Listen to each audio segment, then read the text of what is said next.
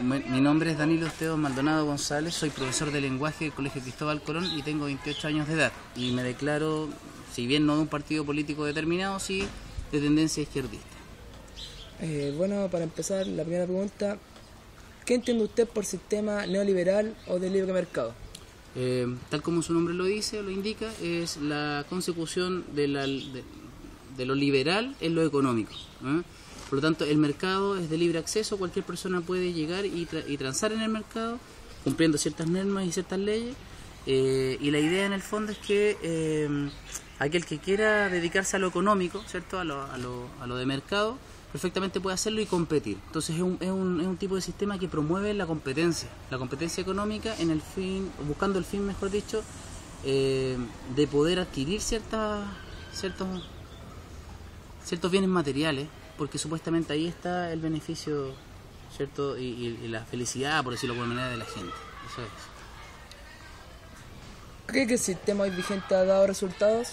Bueno, si consideramos los distintos tipos de movilizaciones a nivel mundial, en distintos países, donde ya se implantó el sistema neoliberal por sobre el sistema socialista, que en algunos casos fue utópico y que no dio resultado porque derivó más que nada en dictadura.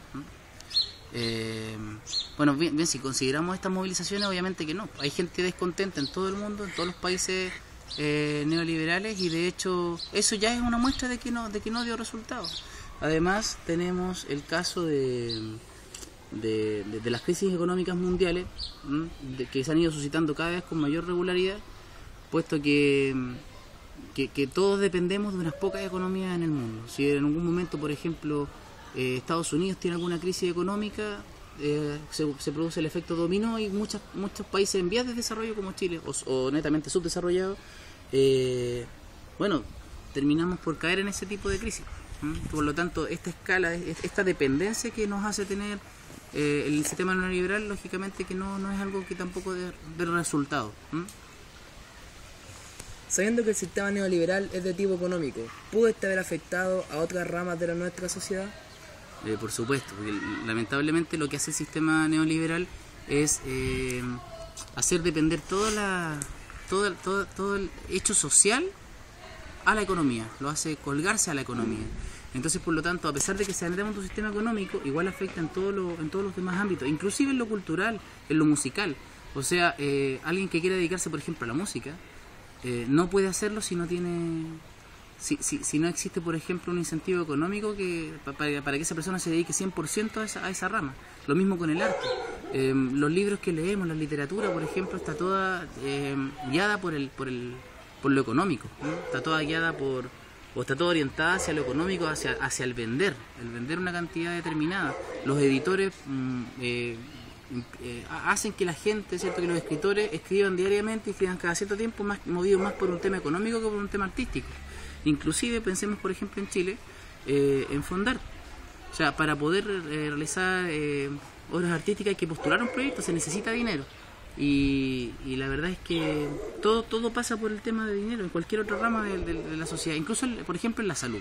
En la salud, si nosotros vemos, por ejemplo, las ISAPRES, ISAPRES y FONASA son la única forma que nosotros tenemos de acceder a la salud. Y eso también obviamente determina que haya ciertas personas que no tengan el mismo acceso a la salud. Todo en realidad, todo en la sociedad, en un sistema neoliberal, está regido por el dinero. Por lo tanto, sí, afecta mucho. Se sabe bien que en Chile no existía un sostén concreto que mantuviera un golpe de Estado. ¿Se podría pensar que hubo intervención externa o internacional? Bueno, de hecho yo tuve la oportunidad de leer una vez una entrevista, no me acuerdo de cuál es el diario que la llevó a cabo, pero una entrevista al general Pinochet, donde él asume y cuenta que libremente, publicada durante la dictadura, él asume en esa entrevista que sí fue reunido en algún país de Centroamérica. En este momento no recuerdo, lo leí muy chico yo. Fue reunido con muchos generales más de Latinoamérica por la CIA estadounidense, para enseñarle a estos generales a llevar a cabo golpes de Estado, para frenar en el fondo lo que ellos denominaban el cáncer marxista, o esta influencia que tenía Rusia y demás países socialistas y comunistas sobre Latinoamérica.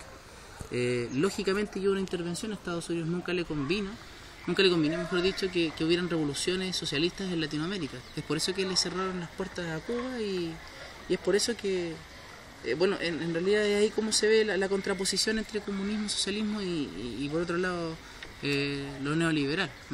Entonces, lógicamente que hubo intervención y que hubo ayuda de la CIA. ¿Cómo cree usted que influye la globalización en la implantación del sistema neoliberal en Chile? Bueno, me parece inclusive que la globalización no solamente responda a un fenómeno de las nuevas formas de comunicación de masa o medios de comunicación masivos, sino que también responde al mismo sistema neoliberal. El mismo sistema neoliberal necesita de una globalización, necesita que todos estemos dentro del mismo sistema, porque a mayor mercado, mayores son las ganancias para las potencias y para los capitales individuales y para los grandes monopolios comerciales a nivel mundial. Entonces, por lo tanto, para la globalización, la globalización va de la mano con el neoliberalismo, y como nosotros somos una patria chica en el fondo, no tenemos otra opción que plegarnos a ese movimiento y a esa corriente o morir de hambre. Inclusive, en Chile, por ejemplo, el Partido Socialista es un partido neoliberal socialista, y de socialista podríamos decir que hasta le queda solamente el nombre.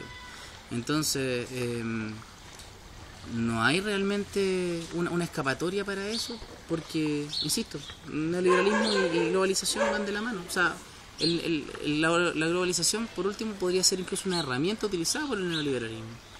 De hecho, si no hubiese globalización o no se buscara ese concepto, ¿cierto? No se buscara este concepto de la aldea global, se permitiría que cada pueblo se administrara su propio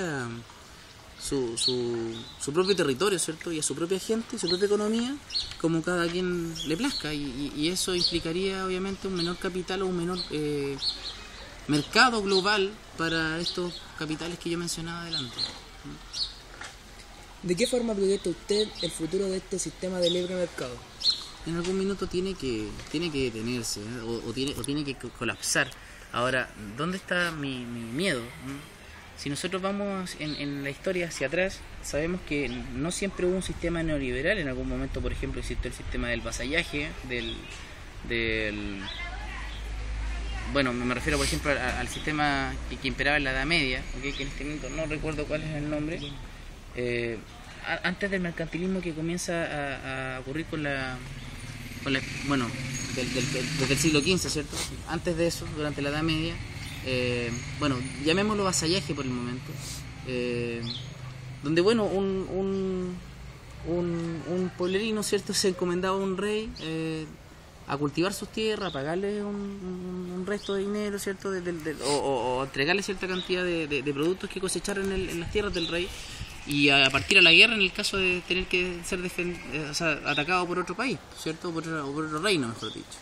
Y en ese tiempo, claro, siempre existían los campesinos y siempre existía una clase pudiente, con la nobleza, por ejemplo, o con la esclavitud ya por la época de la Grecia clásica y de Roma, ¿cierto?, de los romanos. Ya existía, o de los egipcios, existía esclavitud. O sea, siempre han habido castas y siempre ha habido una digámoslo así, una élite de gobernantes, unas personas que tienen el poder económico, político, etcétera, en la sociedad, y otros que solamente los obedecen.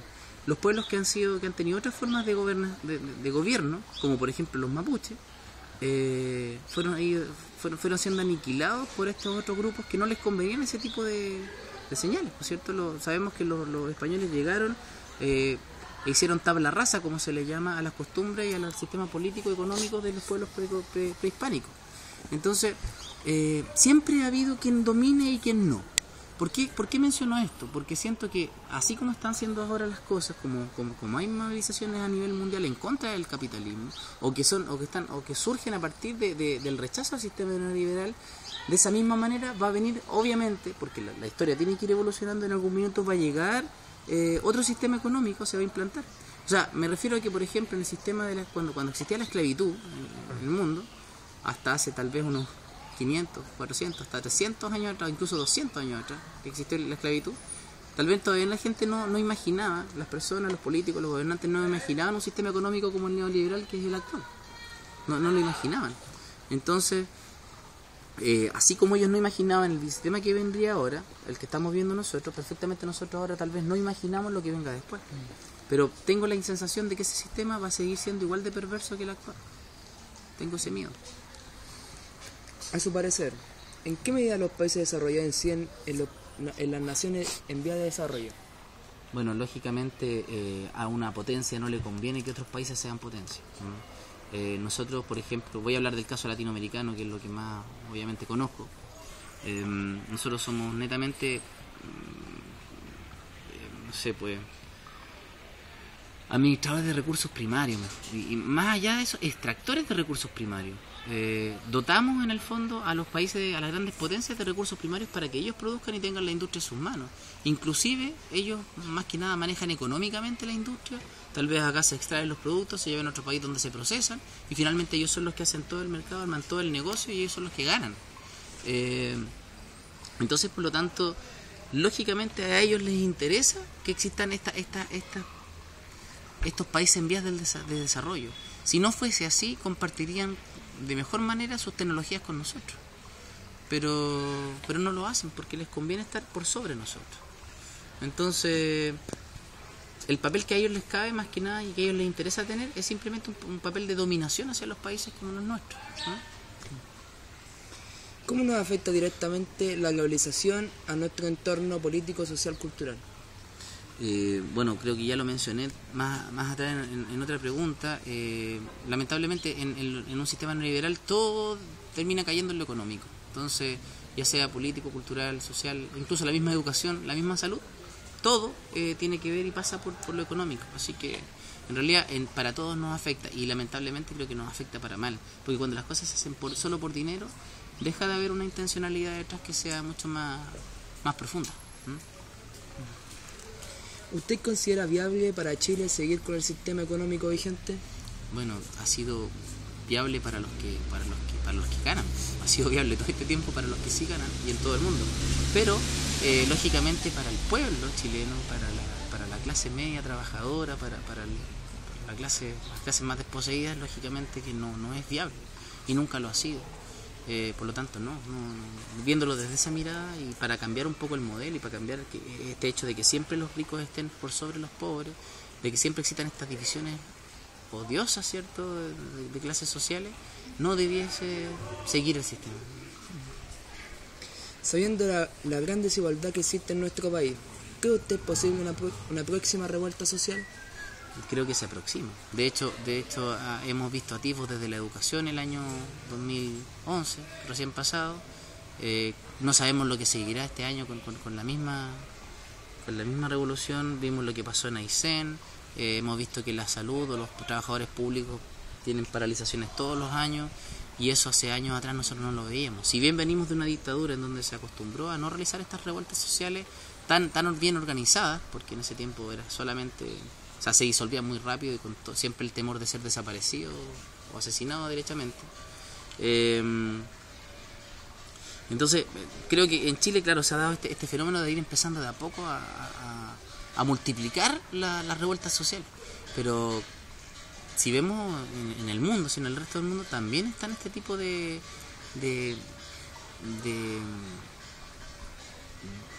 molestias sociales, ¿cierto? En distintos países a partir del pueblo. Se pueden observar bastante en otros lugares y por lo tanto creo que a nivel mundial ya viene siendo hora de un cambio. La historia nos enseña que cada cierto tiempo vienen estos cambios. Entonces podemos concluir con lo que usted ya dijo de que se viene un despertar a nivel internacional de lo que es denominado el Bajo Pueblo.